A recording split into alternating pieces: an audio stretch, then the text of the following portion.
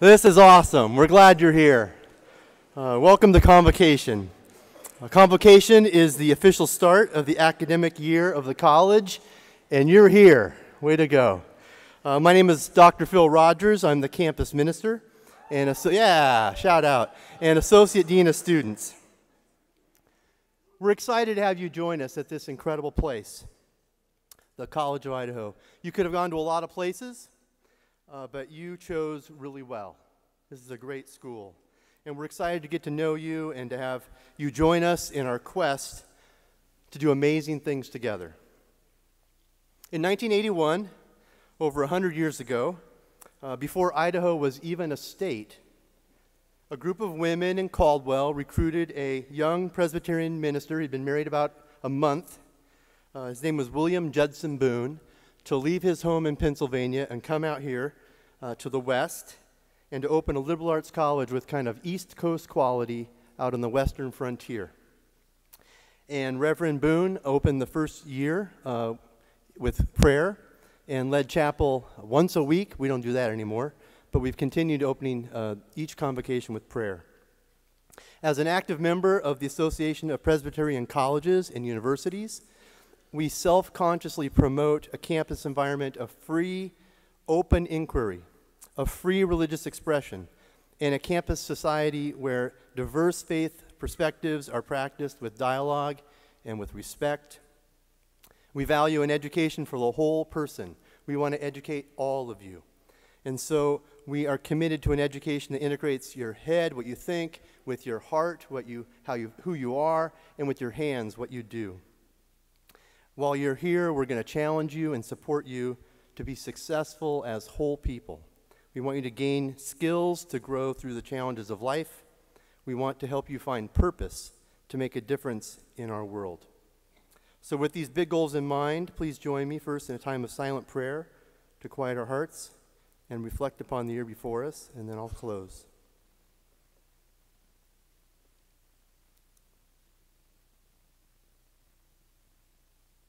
Almighty God, you are everywhere present in all places and at all times, and tonight we pause to acknowledge your presence here in this place and at this time. As the rich and diverse community that you have made, we look to you together tonight to guide us with your presence, to nurture us in grace and in truth. Grant us all courage to stretch our minds, to pursue the truth with passion and courage, and to stretch our hearts as well, to act with our lives as people of grace and purpose, of passion and compassion. Bless us as a community that we may become a blessing for others. Teach us to listen and to learn and to love in ways that fill our lives with peace and joy, in ways that build a more compassionate, just, and flourishing world.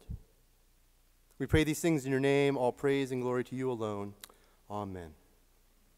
Amen. It's my pleasure to introduce Jim Everett, one of our co-presidents of the college.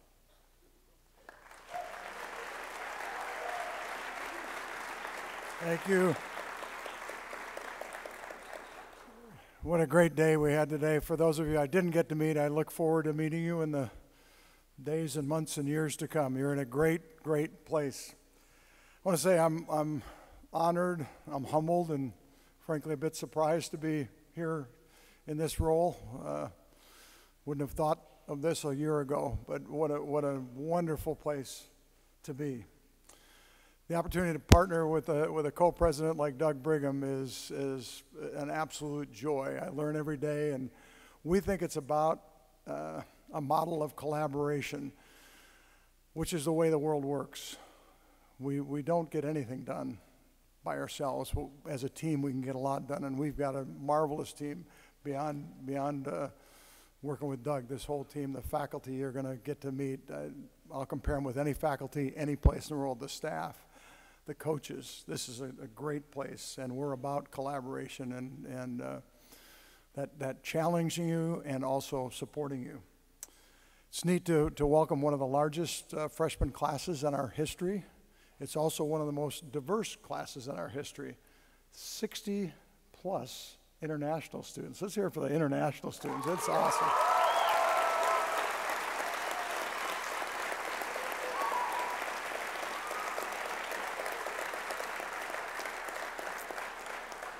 I think it's also one of our most outstanding classes in terms of academics. We have got some amazing students that are coming in. Thanks to Bob Hoover, we brought back the Heritage Scholarship, and we've got incredible students. I know students that came here instead of Dartmouth, Princeton, to name a couple of schools. You made the right choice. So we're here, we think, you know, Doug, part of the role Doug and I have is around trying to create a shared vision that all of us can get behind. And it's been here for a long time, but we want to help try to articulate that. So I'm going to take a little stab at what we've learned in our first days. We've been out doing a lot of listening, both here on campus, traveling around the country, meeting with alums, and I can't tell you how much fun that has been. But here are some of the things that we think are hallmarks of what has always existed at this college. We're about face-to-face. We're about relationships. We don't shun technology. We love it, but where we get the most done is when we're working face-to-face with people. I've done this about 4 times when I've been in the cafeteria. I've had somebody over to visit the college, and I've stopped and I've said, I want you to look around. See how many students are on their phone. 1 student each time we've done it, just 1. Now, sometimes you could be at the dinner table and have more than 1 on the phone. We're about having conversation and getting to know each other, and that you'll see a lot of that in your classrooms. And we're about a community that gives you a sense of belonging and that supports your success, whether it's faculty, staff, or coaches. We're also about making the circle bigger. You international students, we've got a large population of first-generation students. We've got people from all over this country and all over this world, and we're very proud to say that we've got people from all over the state.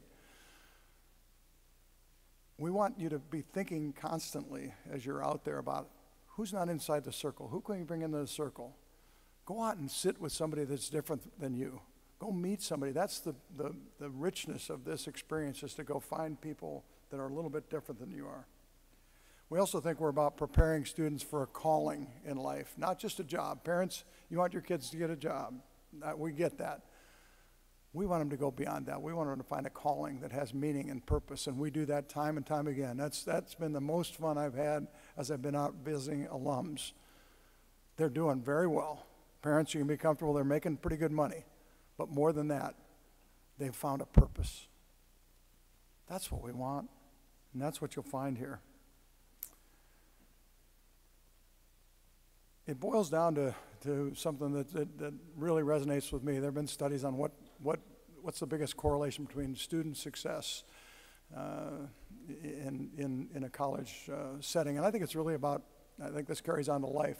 It's really interesting. It's having a mentor and 2 good friends. I will tell you, and I want you to think about that today. You don't know which one of these folks is going to be your mentor, but you will have a professor that's a mentor. You'll have a hard time if you keep it to 1 mentor. You would have to try not to find a mentor and 2 good friends, and we hear those stories. Every time we start out as we visit alums, we say, tell us your story. And every time, we don't have to prompt them. They tell us about usually multiple mentors and those friends they made that are still friends today, no matter how long ago they graduated. I've heard hundreds of stories, and some of the faculty members maybe get tired of some of the stories we're already telling. I hope you're not, because they're about you. They make my day every time I hear them. I heard one today. We met with Rick Williams, a grad in the 70s here.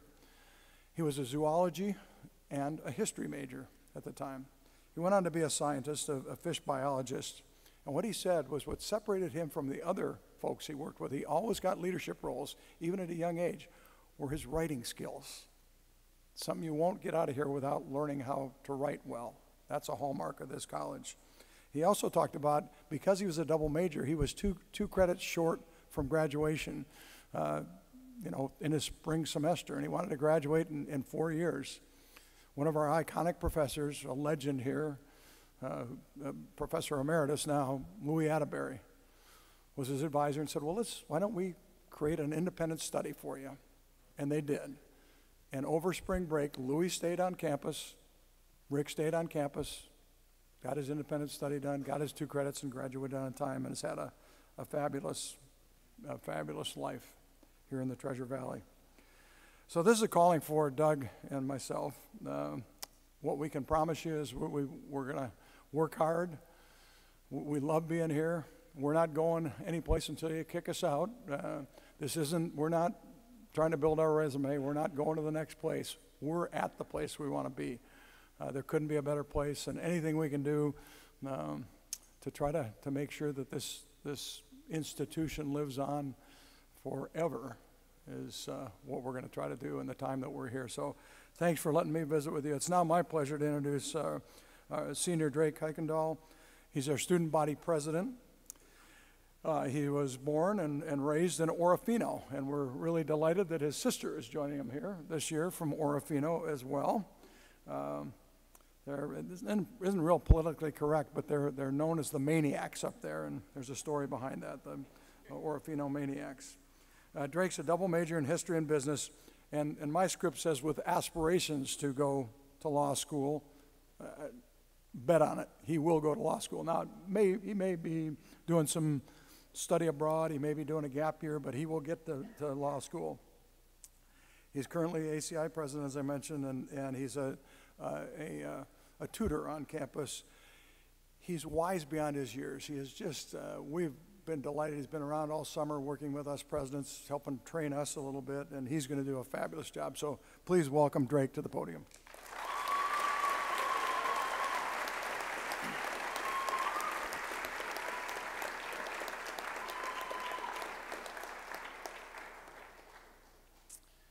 Hello and good evening, distinguished staff, faculty, administrators, friends, family, and the class of 2022. Woo! Yeah, let's go.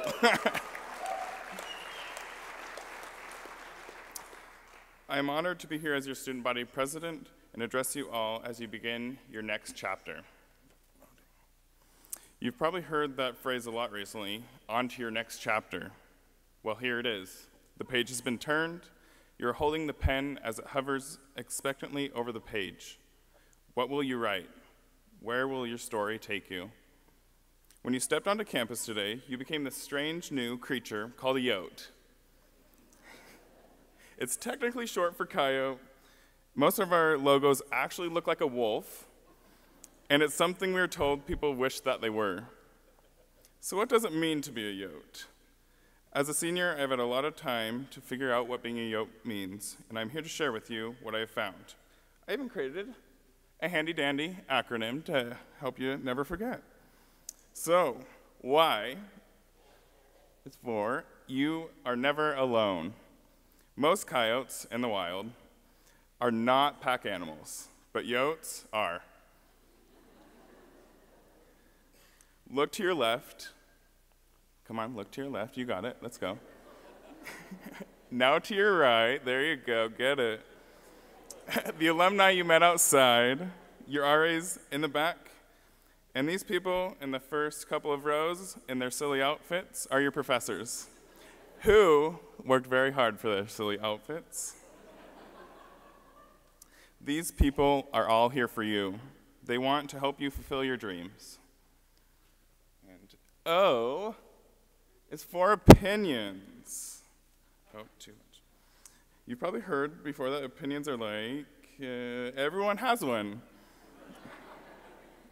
Your opinions will be challenged, changed, and strengthened by the people and ideas you encounter here. Don't be afraid to share your opinion, and don't be afraid to listen to others.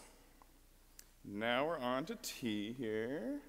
T is take risks. Be curious. Take a leap, and if you fall, you have an entire community rooting for you to pick you up and get you back on the right track. Don't let these next 4 years pass you by without putting yourself out there. I bet you guys can guess what letter's next. Say it with me. Wrong. Bonus round. It's the bonus round. We're actually spelling Yodi. Nice try. Bonus. So I is actually for involved. Get involved in your community. Join clubs. Start a club. Go to athletic events. Go to club events, go to plays, volunteer, research with a professor. Hell, run for student government.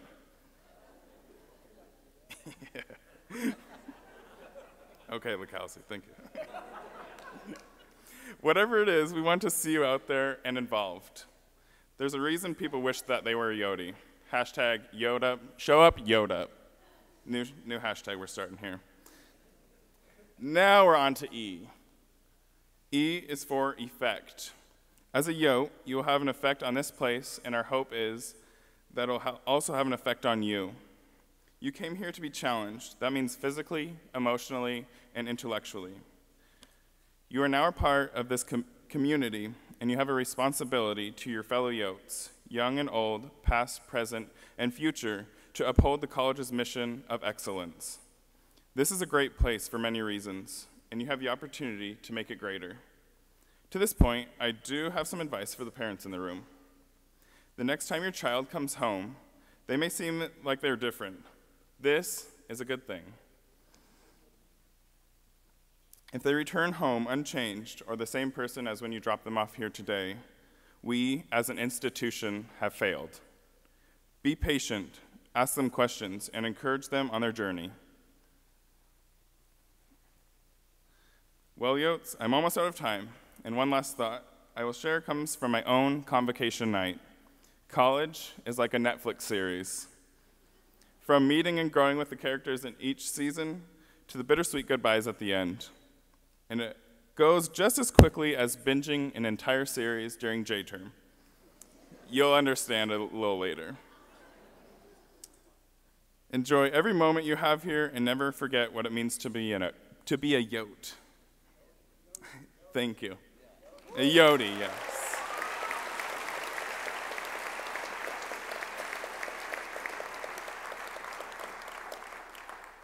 It is now my pleasure to introduce David Douglas. Oh, this is the good one. This is the good one. He's the Vice President for Academic Affairs and Dean of Faculty. Yeah. Dr. David Douglas is the Dean, Okay, we're gonna read this one. Dr. David Douglas is the Dean of Faculty and the Vice President of Academic Affairs at the College of Idaho. A teacher and scholar of great repute, he has been named Professor...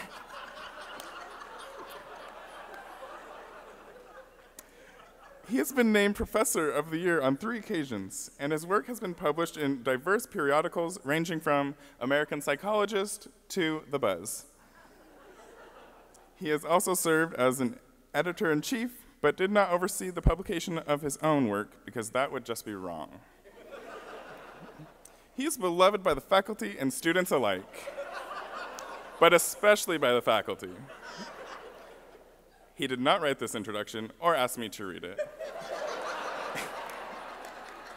Without further ado, it is my pleasure to introduce the one, the only, David Douglas.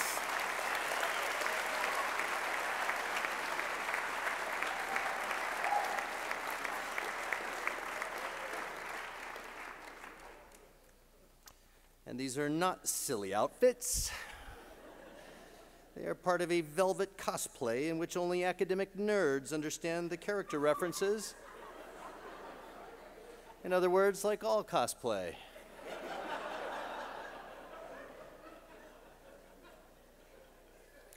Welcome, first-year students, and welcome to parents, family, and friends. On behalf of your faculty, your professors, I am very pleased to meet you tonight as you join this remarkable community. Take a moment in celebration and turn to the person immediately to your left and shake their hand. Please, right now.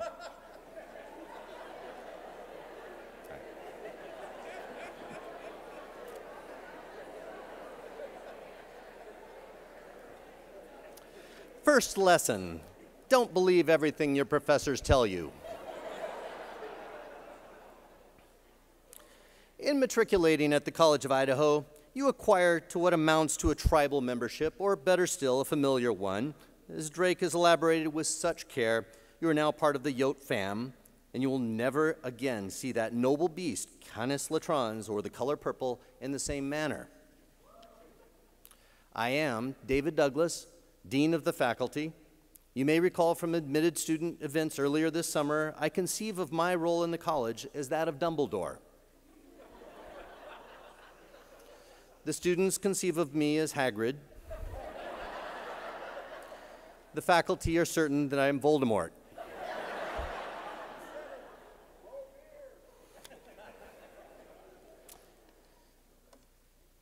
Wingardium Leviosa.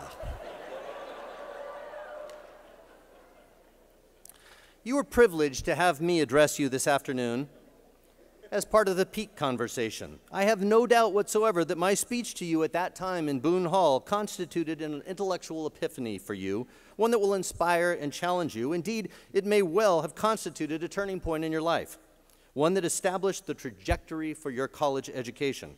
You will recall that I urged you to set aside the notion of education as a credential to be earned or a degree to be achieved.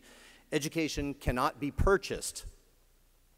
Right about now, your parents are asking, if education cannot be bought, why are they paying the equivalent of a new Audi A6 for each of the next 4 years in order that you may attend this place? The answer is this. It is for the opportunity to transform yourself in the company of the best minds of your generation and with the help from the best mentors in the city of Caldwell, nay, the entirety of Canyon County. But it is crucial that you must accept responsibility for the outcomes you seek. The old rules have changed, and you will soon be challenged to make the new rules of your own. Ensure that you articulate them clearly, enumerate them so as to emblazon them on your memory. The voice of your generation, Dua Lipa, may have said it best in the lyrics of her anthem, New Rules.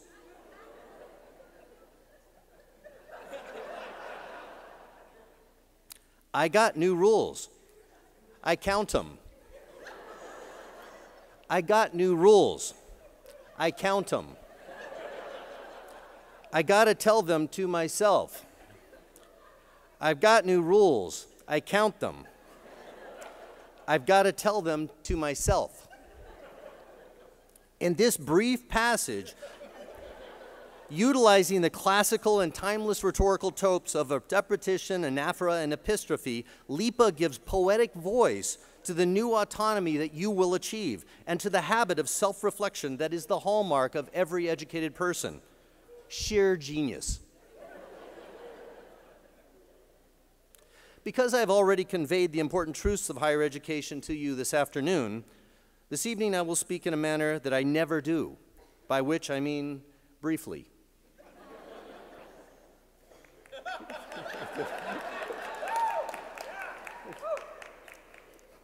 Et tu, Drake. Indeed, at this moment, I wish to remark on only a single topic, and that is the importance of imagination in your education. No less a personage than J.K. Rowling recommends imagination as the central feature of your education, not only because it helped her rebuild her life from that time when she was a single parent on welfare, but also because, in her words, it is the most transformative and revelatory capacity, one that enables us to empathize with humans whose experiences we have never shared. It is the central skill by which we can commune with others over the span of miles and time and unknowable but not unimaginable difference. Of her own college experience, she writes, "My parents hoped that I would take a vocational degree. I wanted to study English literature. A compromise was reached that in retrospect satisfied nobody, and I went up to study modern languages. Hardly had my parents' car rounded the corner at the end of the road than I ditched German and scuttled off to the classics corridor. I do not remember ever telling my parents that I was studying classics. They might have found out for the first time on graduation day. Of all the subjects on this planet, I think they would have been hard put to name one less useful than Greek mythology when it came to securing the keys to the executive bathroom." End quote. Let this be a lesson to you. Follow your passions, explore broadly, and you too will become one of the world's wealthiest and most beloved authors. I will close with a reference to the Maori proverb, "Turn your face to the sun and the shadows fall behind you." If we are successful in our task, your college experience will challenge every fiber of your being. To sustain yourself, fix your mind's eye on the joyous dimensions of this experience, on the reasons you have chosen to come to the college in the first place. It will be a difficult path, but one that we will take together. And now, for real, please turn to the person immediately behind you and shake their hand.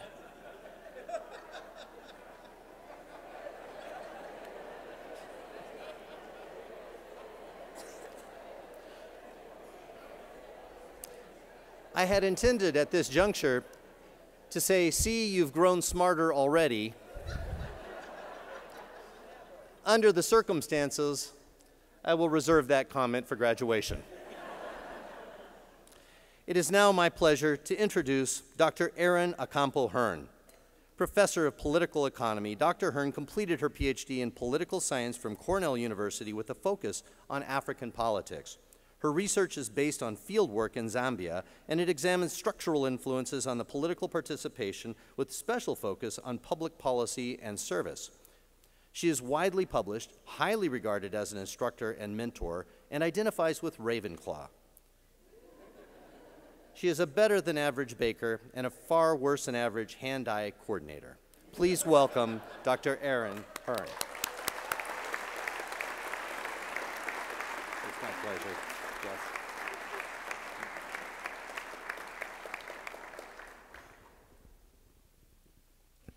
When they asked me to speak at Convocation, they didn't tell me I was going to have to follow him.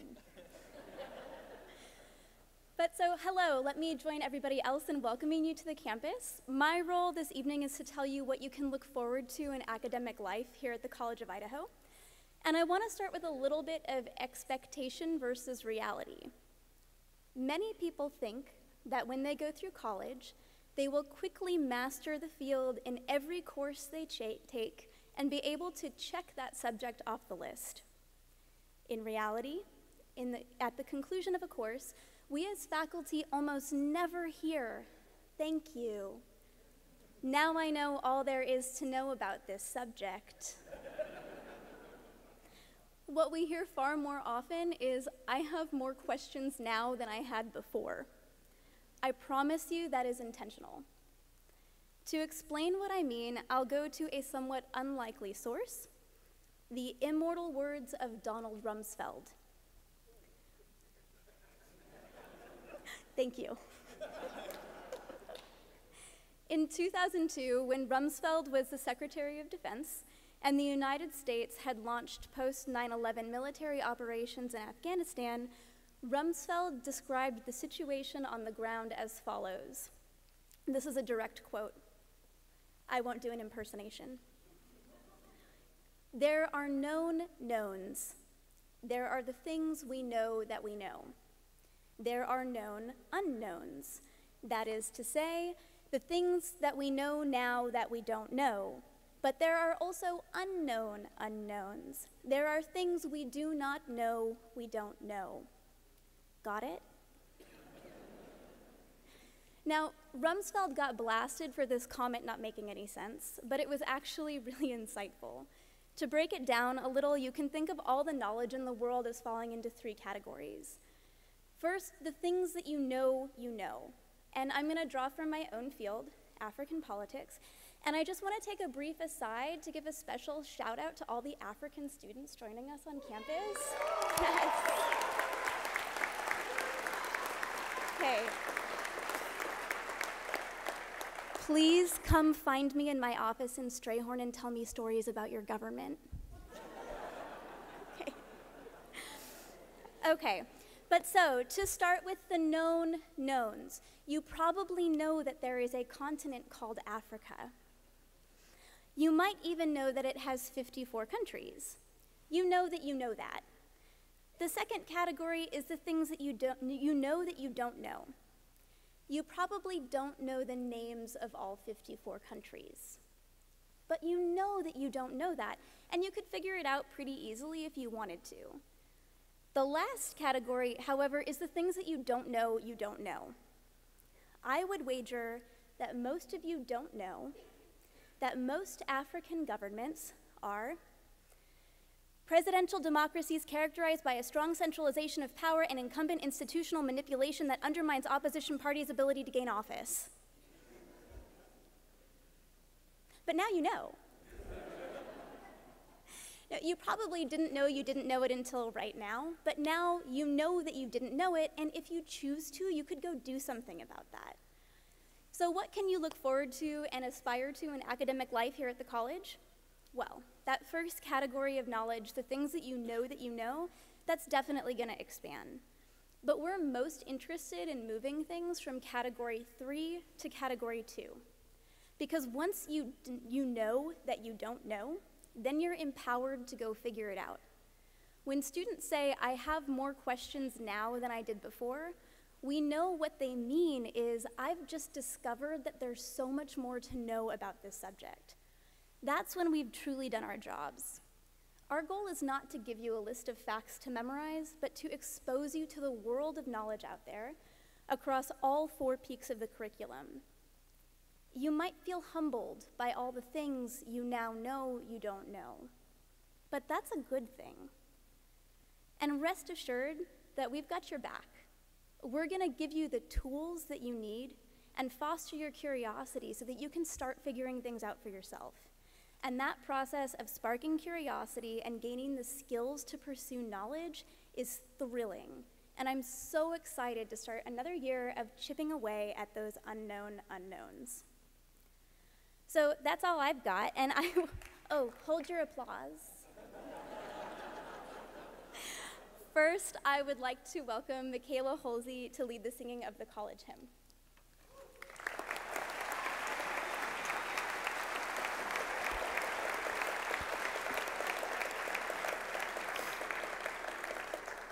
Okay, hello everyone. So I'm assuming most of you don't know this hymn, so I'm gonna go ahead and sing it twice for you, and the first time you can just sit back and listen, but the second time I'd like to ask you to sing along with me, so I'm just gonna sing the first verse twice, so don't worry about the second verse, okay? Yes, and we'll stand up when you sing it, but I'll let you know when to do that. With love and steadfast loyalty, as though to sceptered royalty, we yield our homage day by day to alma mater's gracious way. To her is sung in grateful strain, devotion's praise from hill and plain. Hail, College of Idaho! Hail, College of Idaho! Hail, hail, hail! Okay, you guys can go ahead and stand.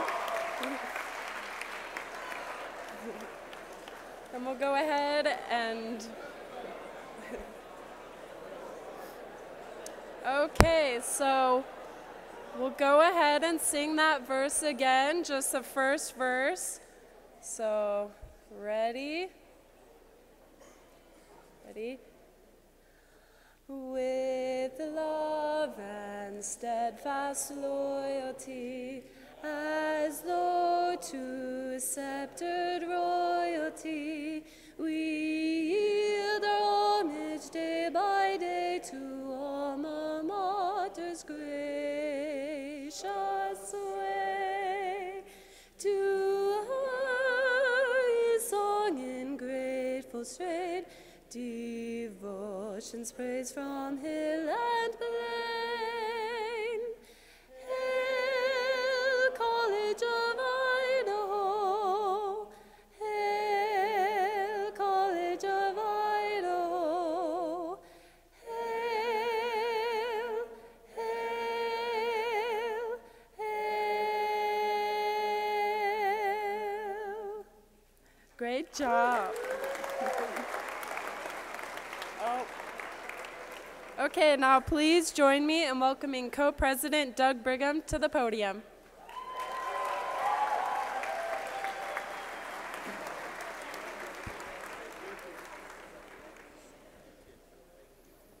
Well, good evening, everyone. I need a ruling from Dean Douglas. Is it plagiarism if I lip sync? Okay, okay. Fun fact, Micaela's father is one of my best friends and a C of I graduate with me in the late 80s. So it gives me a lot of pleasure to see Micaela, and great job, Micaela. Give her another round of applause.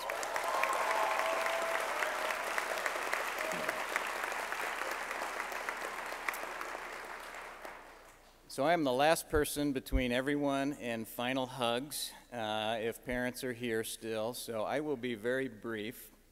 I get asked a lot, why do you have co-presidents? And I've got a lot of reasons, but I learned a new one today, and that is, so this was the first move-in day for Jim Everett and myself as co-presidents. Big day, very excited when I got up, had my purple shirt on, my jeans, I was excited. And really what we were trying to do was walk around and hope that one of the fraternities or the sororities or somebody would go grab the luggage to carry into the dorms before we had to. Occasionally we were not successful and we had to help. And I'm going to give you guys a new term you may have never heard. So my wife and a business partner own a moving company. And when there's really light stuff, pillows, blankets, that kind of stuff, they call it chowder. Don't ask me why, I have no idea, it's called chowder. So you may have noticed one of the co-presidents today carrying like appliances, microwaves, refrigerators, and one carrying chowder.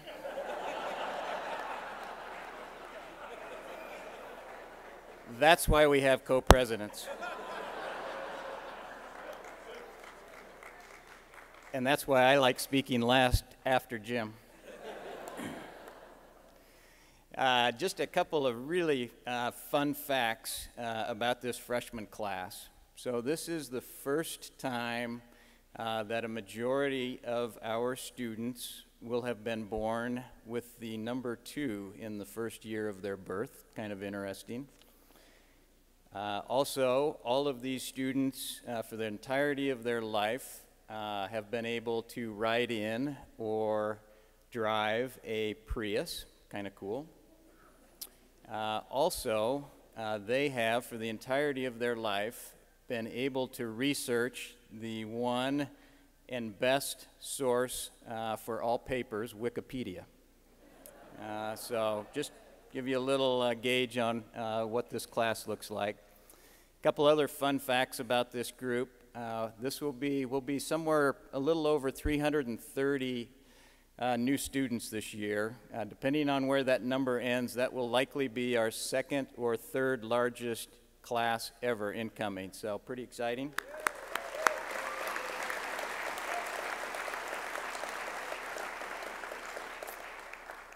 As Jim Everett mentioned earlier, we have a little over 60 international students in this class representing over 40 different countries. Think about that, 40 different countries on our campus. Over 10% of our student body will be international.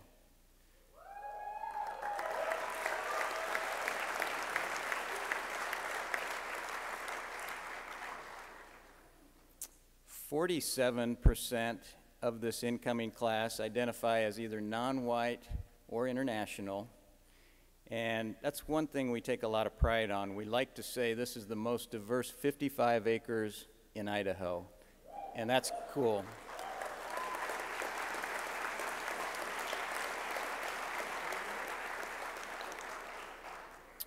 So with that, I would like to invite everyone outside after this into the grass area there. We'll have some refreshments.